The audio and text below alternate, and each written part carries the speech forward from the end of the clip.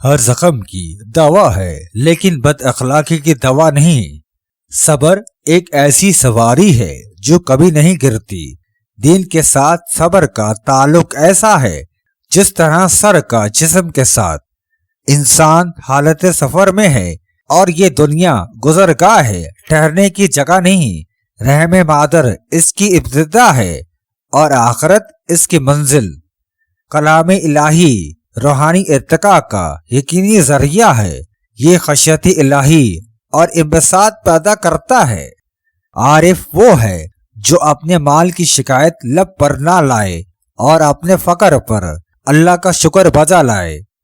صالحین کی علامت یہ ہے کہ ان کی رنگت زرد ہو، آنکھیں چندی ہو گئی ہوں اور ان کے ہونٹ سوکھے ہوں، بکثرت جاگنے، گریہ کرنے اور بھوکا رہنے کی وجہ سے۔ یاد رکھو، اپنے دوست سے محبت میں میانہ روی پر توکل کر، کہیں وہی تیرا دشمن نہ بن جائے۔ ہر وہ نگاہ جس میں عبرت نہ ہو وہ غفلت ہے، اور ہر وہ حرکت جو اللہ کی عبادت کے لیے نہ کی گئی ہو سستی و کمزوری ہے۔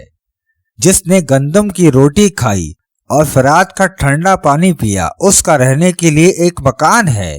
تو یہ نعمتیں ہیں جن کی پرسش ہوگی۔ جو جنت کا چاہتا ہے وہ نیکی کرنے میں جلدی کرے، اور جو دوزخ سے ڈرتا ہو وہ اپنے آپ کو شہوات سے ہمیشہ بچائے رکھے۔ جس کو موت کا یقین ہو اس پر لذتیں بے مزہ ہو جاتی ہیں۔ ایک حاجت کا نہ اہل کے پاس تلاش کرنا، اس سے بہتر ہے کہ وہ حاجت ہی ختم کر دی جائے۔